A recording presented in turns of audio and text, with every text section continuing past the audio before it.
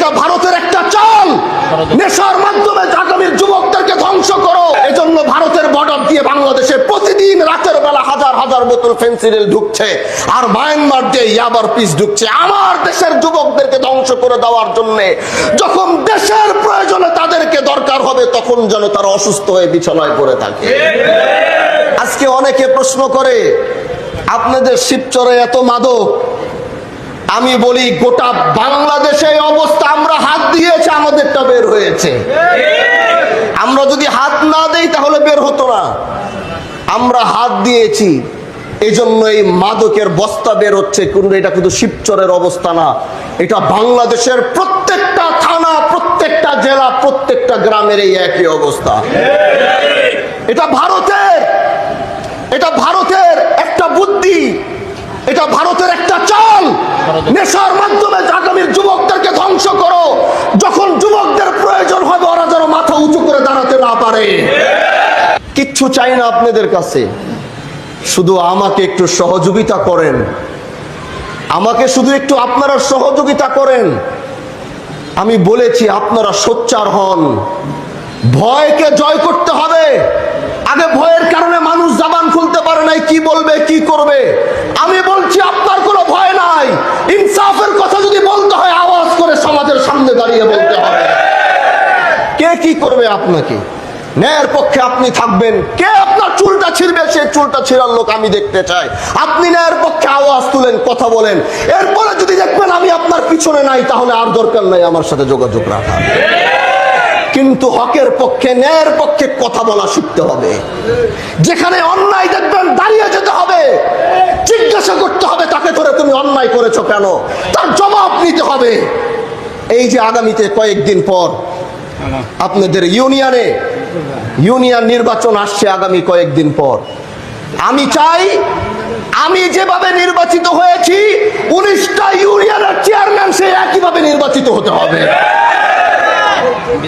আমি যেভাবে এমপি নির্বাচিত হয়েছি 19টা ইউনিয়নের যে 19 জন চেয়ারম্যান পদপ্রার্থী হবে, আমি দেখতে চাই, আমি আপনাদেরকে বলতে চাই সম্পূর্ণ 100% ফেয়ারের ব্যবস্থা করে দিব, যেন কোনো ধরনের দুর্নীতি সেখানে না হয়। যেই যোগ্য এলাকার জন্য যার দরদ আছে মানুষ তাকেই বেছে নিয়ে আসবে। আধিপত্য দেখিয়ে আগামীতে আর কোনো সুযোগ দেওয়া হবে না। মানুষ সচেতন হয়েছে, মানুষ ভালো মানুষকে দেখতে চায়।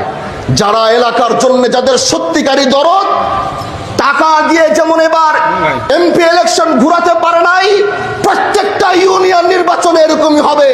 যে টাকা দিবে তাকে বেঁধে রাখবেন, তাকে কোনো ভোট দেওয়া হবে না।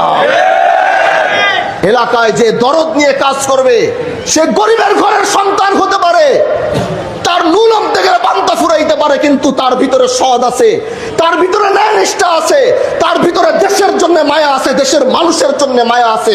তাকেই নির্বাচিত করে জনপ্রতিনিধি বানাইতে হবে। প্রিয় ভাইরা আমার, এইভাবে যদি দেশটা আমরা করতে পারি, গোটা বাংলাদেশ, আমি পারবো না। গোটা বাংলাদেশের নেতৃত্ব আমি হানজালার হাতে নাই। কিন্তু হ্যাঁ, শিবচর থেকে যে কয়টা কথা বলি, এই কয়টা কথা বাংলার প্রতিটা গ্রামে গিয়ে আসর হয়। শিবচর থেকে দাঁড়িয়ে যে কয়টা কথা বলি, ঢাকার প্রতিটা ওয়ার্ডে গিয়ে সেই কথাগুলোর আসর হয়। যুবকরা এরকম চায়। আজকে হয়তো এক শিবচরের নেতৃত্ব দিচ্ছি, এক শিবচরের দায়িত্ব নিয়েছি। আল্লাহ যদি কখনো চায় হয়তো গোটা বাংলাদেশের নেতৃত্ব দেওয়ার জন্য, আল্লাহ যদি চায় তাহলে সেটা কেউ রুখে দিতে পারবে?